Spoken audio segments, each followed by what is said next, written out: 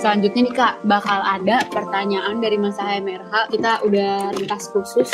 Pertanyaan pertamanya nih Kak, kita kan kalau misalnya melakukan suatu kegiatan, kadang belum selesai yang ini, udah kepikiran yang itu. Malah akhirnya nggak maksimal di suatu yang kita kerjakan. Gimana sih Kak cara efektifnya untuk melakukan suatu kegiatan kita, supaya kita akhirnya fokus pada kegiatan ini, sehingga nanti cepat selesai bisa melakukan kegiatan yang lain gitu Kak? Kepikiran itu sebenarnya karena belum yakin, ya nggak sih, kita tuh kepikiran sama satu hal lain karena kita nggak yakin kalau misalnya kita bakal bisa ngelarin tugas tersebut. Makanya akhirnya kepikiran kayak, duh kelar nggak ya ini, dan segala macam. Menurutku ya wajar aja sih ketika kita dapat amanah yang besar kepikiran kayak gitu. Tapi ada juga nih alasan lain yang bisa bikin kita kepikiran kayak gitu. Alasan keduanya adalah ya memang mungkin planning kita belum benar. Jadi kita nggak percaya sama diri kita sendiri karena emang kita dari awal nggak planningnya nggak bener gitu. Kita bahkan nggak nge-planning sama sekali gitu, cuma kayak jadi itu insya Allah ntar gue kerjain lah ntar malam gitu, ntar malam.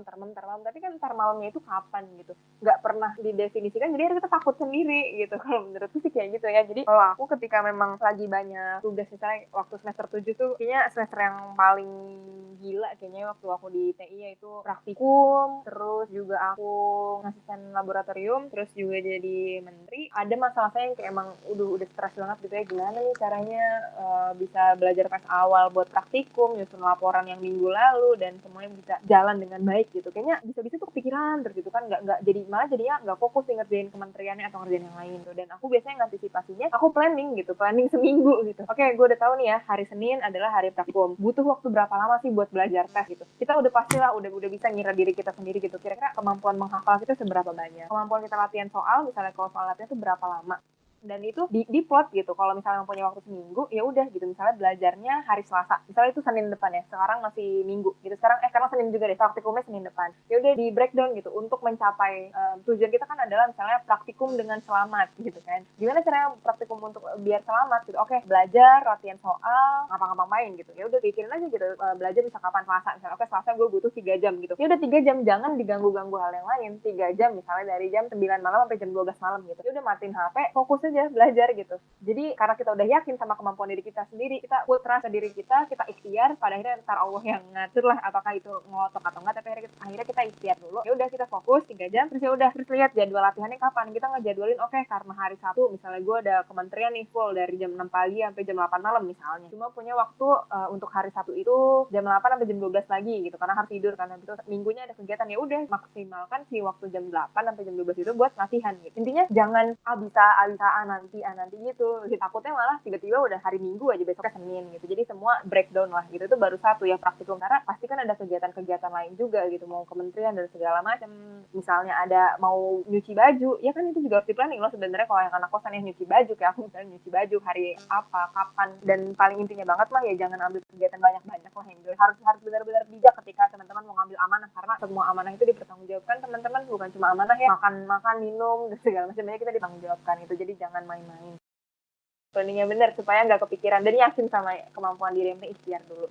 Oke Kakak, mantep banget. Pertanyaan selanjutnya nih Kak, gimana sih Kak untuk menjaga work-life balance? Mana ya caranya ya? Kalau aku sih, kalau work-life balance versi anak kuliah apa ya?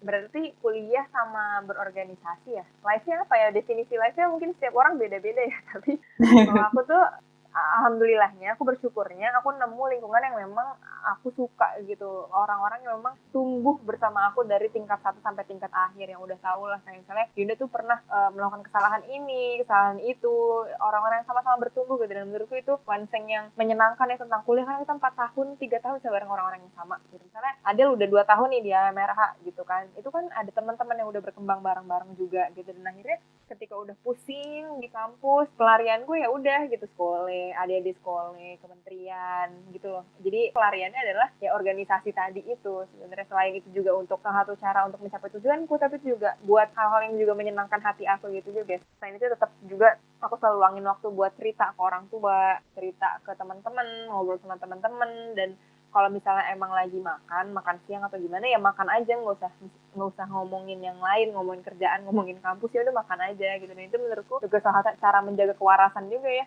Jadi jangan semuanya melulu ngomongin soal kerjaan, kuliah dan lain-lain. Dan aku tuh biasanya kalau yang jadi tempat untuk cerita sehari-hari tuh teman kosan banget sih. Aku senang banget di kosan, guys. Dulu tuh aku senang banget di kosan, kayak ngobrol sama mbak-mbak kosan dan seneng aja gitu. Kayak itu karena aku nggak punya rumahnya, keluargaku di Jakarta gitu, aku di Bandung, ya udah itu jadi keluarga lainku gitu. Dan aku juga ngeluangin waktu untuk olahraga. Dulu aku seneng lari banget, bisa raga minggu minimal kali, enggak sih, waktu udah tingkat akhir sih udah berkurang banget ya, tapi lari itu kan sendiri tuh, aku kalau lari sendiri jalan kaki dari kosanku di Kanayakan turun ke bawah sampai Saraga, baliknya jalan kaki lagi, berhenti di pasar dulu, ya kayak gitulah pokoknya. Teman-teman yang tahu lah sebenarnya teman-teman tuh sukanya ngapain, dan yang penting tetap luangin waktu aja untuk diri sendiri, kasihan nanti capek. Berarti tetap luangin waktu untuk diri sendiri ya Kak. Teman-teman Kakak jalan dulu kosannya di Kanayakan Kak. Aku juga dulu pas tingkat 1 kosannya di Kanayakan Kak. Jangan-jangan ke tetanggaan. Iya, jangan-jangan. Nah, lanjut nih Kak. Pertanyaan selanjutnya adalah gimana sih Kak tips and trick untuk mengurangi procrastinating? Jadi kan kita sering banget nih nunda-nunda. Gimana ya, aku juga sama sih sebenarnya. Kayaknya tendensi setiap orang gitu ya, maunya enaknya dulu, dan enak-enakan tuh kan rebahan. Kalau cara aku sih, tapi aku memang orangnya introvert banget, jadi nggak banget sih, tapi aku introvert. Jadi ketika ada masalah apa-apa, aku balik lagi ke tujuanku gitu. Aku mau ngapain sih sebenarnya, apa sih yang mau aku kejar gitu. Kalau misalnya teman-teman tipe extrovert, energi yang datang dari orang lain, ya udah coba inget-inget orang lain gitu. Misalnya inget orang tua, akhirnya membangkitkan semangatnya teman-teman gitu untuk ya udah jangan nunda-nunda, kerjain sekarang karena waktu kita cuma sedikit gitu kan. Terus apalagi ya, aku biasanya inget tujuan itu. Aku biasanya nempel ini sih kalau cara aku tuh. Jadi di kosanku tuh aku tempel tujuanku, aku tempel foto-foto orang-orang yang aku sayang dan orang-orang yang memang aku perjuangkan sih. Misalnya orang-orang yang kayak aku yakin mereka tuh bakal senyum kalau misalnya lihat, kan kalau di foto kita tuh senyum ya, dan aku tuh selalu berpikir gimana caranya supaya aku bisa melihat mereka tuh selalu senyum gitu sama aku, karena aku bisa membuat mereka seneng. Jadi aku tempel lah tuh foto orang tua aku, foto teman-teman kole, aku taruh di situ, foto yang orang-orang bisa bikin aku semangat. Terus selain itu menurutku penting juga untuk punya teman-teman yang punya visi dan misi yang sama, supaya mereka tuh ngedrive kita ketika kita lagi malas gitu, ketika kita nanti aja deh, tapi ngelihat mereka. Misalnya aku tuh belajar tuh biasanya malam kan, karena ya gitulah jamnya mahasiswa, jam 11 malam baru selesai kan jam malam, jadi saya baru bisa belajar ya 11 malam ke atas. Nah 11 malam ke atas biasanya aku langsung tuh, aku punya circle belajar gitu, ya udah aku langsung ikut belajar mereka. Dan biasanya jam 11 malam, karena mereka bisa belajarnya dari sore, itu mereka udah full gitu pengetahuannya, udah kayak wah kalau misalnya itu ujian 12 bab, mereka tuh udah bab 6 kali ya, aku baru 0. Nah punya teman kayak gitu membuat aku akhirnya kayak, wah gak bisa nih kalau gue mau rebahan gitu, misalnya gue harus bisa juga belajar gitu. Jadi ada semangatnya gitu, meskipun pada akhirnya teman-teman aku tuh belajar sendiri, misalnya udah ngumpul nih ya sendiri, nggak sama mereka, tapi ngelihat mereka jadi kayak wah pengen juga nih. Itu salah satu tips and trick tidak procrastinating. Apa lagi ya, ini sih evaluasi menurut. Kayak aku kadang-kadang sering merasa bersalah kalau misalnya sebelum tidur aku suka mikir kan, hari ini gue ngapain aja gitu. Terus ketika aku mikir, wah ini belum ngerjain ini gitu, akhirnya jadi ada perasaan bersalah, dan itu akhirnya bikin aku jadi oke, besok nggak bisa bangun siang-siang, besok harus bangun pagi dan semangat ngerjain. Jadi evaluasi diri juga penting sih. Mungkin sebelum tidur teman-teman refleksi dulu kan, sambil menikmati waktu sendiri gitu, mandangin langit-langit, ini aku ngapain aja ya. Mungkin itu bisa diterapkan. Sama terakhir ini kali ya, teman-teman mulai kerjain dari yang sederhana dulu, yang kira-kira bisa teman-teman kerjain. Kalau aku tuh misalnya besok ada ujian dan ada ujian dan PR nih ya, aku bisa ngerjain PR dulu, bukan belajar ujian dulu, meskipun ujian yang lebih penting, karena aku pengen dapatkan accomplishment-nya gitu, seneng deh kayaknya. Oke, PR nih gue udah bisa kerjain nih, habis tinggal lanjut ujian lagi. Banyak orang yang memang biasanya ujian dulu atau bahkan PR-nya udahlah nanti aja sekenanya aja gitu, tapi aku biasanya ngerjain PR dulu karena itu membuat aku jadi semangat ngerjain yang selanjutnya gitu. Sama jangan main HP terus. Jadi kalau ada HP itu kita jadi punya alasan untuk nunda, dan tanpa HP kayaknya kita jadi ya udah nggak ada kerjaan lain gitu. Kayak gitu sih yang biasanya aku lakukan. Wah, mantap banget guys. Tadi kalau nggak salah aku nyatet itu ada 4-5 tips sama trik Kak yang udah Kak Yunda sebutin guys. Ya keren banget nih Kak. Lanjut nih Kak, gimana sih Kak cara ngatur waktu kita ketika ada 2 atau lebih kegiatan penting di saat bersamaan? Kalau ada kedua atau lebih kegiatan penting, oke. Pertama lihat yang lebih penting yang mana gitu. Kehadiran kita tuh lebih penting di mana. Kalau misalnya dua-duanya sama-sama penting, lihat yang lebih mendesak tuh yang mana, yang nggak bisa kita delegasi ke orang lain tuh yang mana. Kayaknya gitu sih kalau menurut. Biasanya kalau ada dua kegiatan yang penting, aku lihat dulu sebenarnya yang harus banget ada aku di situ tuh yang mana. Misalnya ada ujian sama rapat koordinasi kementerian misalnya gitu, rapat koordinasi kementerian gitu. Dua-duanya penting kan. Ya udah, tapi yang harus banget aku ada itu kan ujian kan. jadi ya udah yang si kementerian itu koordinasiin lagi aja ke orang lain gitu. Tapi aku biasanya jarang sih nemuin kegiatan yang kayak non akademik ketabrak sama non akademik, karena ya itu tadi aku nggak banyak sebenarnya kegiatan non akademiknya, satu aja fokus gitu. Jadi sebelum bertabrakan diantisipasi dari awal dulu. Oke Kak, mantap. Berarti dilihat di mana kita nggak bisa diwakilkan gitu ya Kak. Itu yang lebih dulu kita dahulukan ya Kak. Intinya jangan sampai ditinggalin gitu deh, maksudku Iya. kayak jangan gampang ninggalin, ya lihat aja sebenarnya ada plan B-nya enggak dan segala macem, atau mungkin bisa di jadwalin ulang mungkin. Oke, siap Kakak. Nah, tadi kan kita ngomongin tentang nunda-menunda. Kalau sekarang kita ngomongin mudi-mudian nih Kak. Nah, kadang-kadang kan kita udah merencanakan sedemikian rupa, tiba-tiba aduh, mood-nya berubah gitu. Akhirnya energi atau yang udah kita siapin gitu malah berantakan. Nah, itu gimana Kak cara mengaturnya supaya hilangkanlah mudi-mudiannya itu? Iya.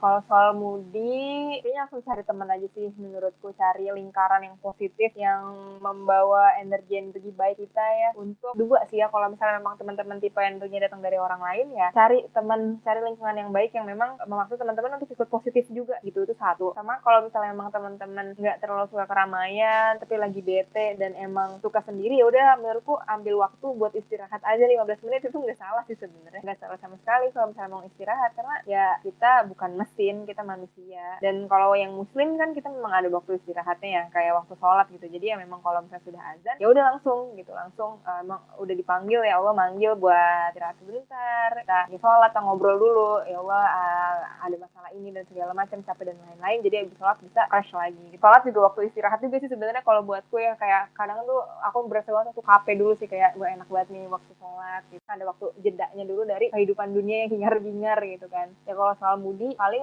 sih kalau dari aku ya, pokoknya ya hati kita nih emang susah banget dikontrol, pasti kan kadang seneng, kadang sedih, naik turun gitu kan. Dan cara kita untuk menghalau itu ya letakkan diri kita di lingkungan yang positif sih. Kayaknya kayak gitu sih menurutku. Sama kalau misalnya temen-temen lagi bete, kalau aku sih ini makan enak juga deh, aku lupa menyebut, aku suka banget makan enak sendirian. Tapi makan enaknya nggak harus yang kayak makan mahal fancy gitu, tapi kalau temen-temen kayak gitu nggak apa-apa, aku tuh kayak sederhana makan bakso di Kanayakan, ada tuh bakso enak banget, ya udah aku sendirian aja ke sana. Kalau misalnya emang lagi capek dan segala macam, aku makan bakso sendirian menatap mangkok, enggak sih ya seperti itu, tapi kayak enak aja, itu udah bisa senang lagi tuh, lari gitu sih biasanya kalau mudi. Intinya jangan sampai menyebarkan energi negatif ke orang lain aja. Oke Kak, oh iya aku juga suka tuh Kak, kalau aku sesimpel makan seblak depan ITB Kak, seblak kering, enak. Ya kan, enak kan kalau makan. Iya. Oke Kak, kita lanjut nih Kak, dikit lagi nih. Pertanyaan selanjutnya adalah, gimana sih Kak cara menjaga semangat biar tetap awet untuk berkegiatan, khususnya non-akademik? Jadi enggak naik turun gitu Kak semangatnya. Sama ya, berarti kurang lebih jawabannya kayak yang tadi sih sebenarnya. Cari lingkungan yang positif, teman-teman. Kayak dulu aku cerita dikit lah ya, waktu dulu aku TPB kan aku udah di sekolah kan, so aku mikir ya, ini sekolah ini tenaga aja nih yang keluar gitu kan, nggak dapet apa-apa sebenarnya, ngajar dapet apa coba. Aku ngajar dulu Kamis malam waktu TPB jam 7, besok paginya udah kuliah. Itu aku bisa pulang ke kosan karena dulu belum ada Gojek ya. Ini beda mungkin sama zamannya Adela ya. Adela mungkin masuk ITB udah banyak nih Gojeknya. Waktu zaman aku TPB dulu belum marak Gojek, jadi kemana-mana naik angkot tuh ngajar.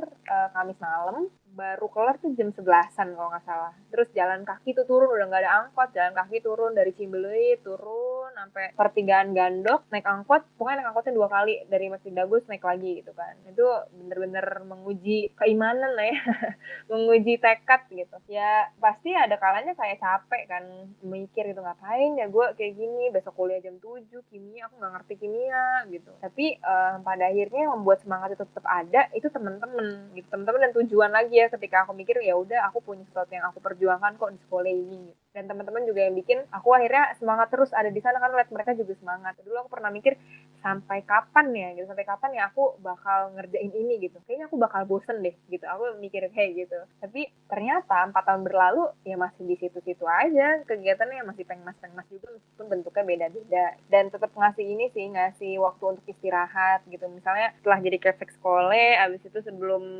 ada ngapa-ngapain ya, abis jadi kefek sekolah itu aku fokus ke yang lain gitu. Aku ikut lomba yang tentang industri gitu, aku cari hal baru gitu yang kira-kira masih sesuai sama tujuanku tapi bentuknya beda gitu. Terus kelar lomba baru abis itu dapat amanah jadi menteri gitu. Jadi apa ya kuncinya sebenarnya cari lingkungan yang positif aja sih teman-teman dan selalu punya tujuan supaya kita enggak kehilangan arah gitu. Misalnya bayangin aja ya, kita tuh di ITB tuh kayak motornya kita. Tadi aku bilang kan metode ya, kuliah tuh metode. ITB tuh kayak motornya kita. Kalau misalnya kita nggak punya tujuan, misalnya mau ke Depok dari Jakarta mau ke Bandung misalnya, atau dari Jakarta mau ke Semarang gitu. Ya udah itu sih motornya pada akhirnya ya buat jalan-jalan nggak jelas aja gitu. Mau kemana, mau ngapain? Kita akhirnya akan seenaknya aja berhenti di tengah jalan, berhenti di warung ini, berhenti di situ 10 jam, 15 jam gitu. Dan akhirnya ya tujuan itu makin jauh atau bahkan makin kabur gitu. Kita nggak tahu tujuannya itu mau kemana. Jadi ketika udah punya tujuan, ketika kita capek pun di motor, kita akan tahu kayaknya gue butuh istirahat dulu di warung kopi gitu. Dan kita bisa menakar kira-kira istirahatnya berapa lama ya. Kira-kira butuh berapa orang nih, butuh berapa rombongan untuk bisa sampai ke Semarang dengan selamat gitu. Dan sepanjangnya bisa ketemu teman baru dan lain-lain gitu. Dan itu akhirnya jadi penjaga semangat kita. Aku selalu mikirnya kayak gitu sih. Wah, oke Kak, mantap, siap. Nah, pertanyaan terakhir Kak, kita kan kadang-kadang pas lagi sibuk-sibuknya kegiatan, abis gitu ngerasa, pasti kan tadi ada rasa, aduh capek banget nih, ngapain nih kayak tadi Kakak bilang itu kan, kadang malah ada yang ngerasa sumpek banget, akhirnya pengen banget nih hiburan gitu. Nah, tapi pas ketika kita melakukan suatu kegiatan, maksudnya akhirnya ya udah kita meliburkan diri dari kegiatan yang bikin kita terbebani gitu. Malah kita nggak tenang gitu, kepikiran ini, gimana? Makanya liburannya bertanggung jawab. Maksudku kayak liburannya pun di-plan, jangan libur asal kayak yaudah gue mau melarikan diri dari dunia gitu. Jangan yang langsung kayak gitu, maksudnya kalau aku sih biasanya supaya tenang ya. Jadi ketika libur gitu, misalnya aku kementerian libur ya kita 1-2 hari gitu. Tapi kita udah siap plan setelah libur tuh apa gitu. Jadi kita tahu sebenarnya misalnya harusnya Sabtu ini aku ada rapat sama dirjen untuk kegiatan kelas 2 minggu lagi misalnya ya, 2 minggu tuh. Waktu udah mepet nih. Terus tapi udah mumet nih, semua orang terlihat mumet gitu, bukan cuma aku doang. Ya udah kita mau nggak mau istirahat gitu. Cuma setelah istirahat langsung di plan aja gitu. Oke, cara kita ngejar ketertinggalannya gimana nih, si rapat itu mau kita jadwalin kapan dan apa yang mundur, apa yang maju, apa yang harus makin padat dan lain-lain. Supaya liburannya juga tenang gitu. Kadang liburannya tuh nggak tenang karena ya memang kita sebenarnya belum menuntaskan si tanggung jawab itu gitu. Belum punya planning yang jelas. Jadi nggak masalah sih kalau mau liburan dan segala macam menurutku ya, asalkan kita tahu gitu. Kita tahu. Aku pernah juga dapat pertanyaan kayak gini sih, kayak misalnya kita punya tujuan terus kita nggak nyampe ke tujuan itu, pasti kan sedih kan, apakah boleh atau enggak gitu. Menurutku boleh-boleh aja sih, asalkan kita bertanggung jawab itu sedihnya gitu. Bentar aja, nggak usah lama-lama, dan kita langsung susun strategi ulang selanjutnya mau kayak gimana. Sama juga dengan liburan gitu, sebelum liburan ya lihat dulu sebenarnya apa yang bakal mundur, apa yang bakal berubah, dan gimana caranya kita mengantisipasi itu. Jadi liburannya tenang. Oke, berarti tadi kuncinya harus bertanggung jawab, jangan tujuannya buat kabur dari masalah, tapi emang beneran buat liburan gitu ya Kak, supaya refresh aja. Istirahat. Oke, mantap. Nah, mungkin sekian aja nih Kak, ngobrol-ngobrol asik tentang time managementnya bersama Kak Yunda. Makasih banget Kak Yunda. Tadi udah banyak banget insight-insight yang udah Kakak kasih, tools-tools gimana caranya kita mengatur time management sebagai mahasiswi dan mahasiswa di ITB. Tuh, makasih banget nih Kak Yunda. Hehe. Semoga dengan berakhirnya podcast kali ini, teman-teman seluruh pecinta podcast Indonesia, baik yang mendengarin dari ITB maupun yang bukan dari ITB, bisa mengambil inti-intinya dan juga bisa mengambil manfaat dari podcast yang udah disampaikan sama Kak Yunda terkait time management. Sekian dulu podcast kali ini bersama HMRH. Kembali lagi dan semoga ada kesempatan lain di podcast-podcast selanjutnya. Sekian dan terima kasih teman-teman pecinta podcast Indonesia.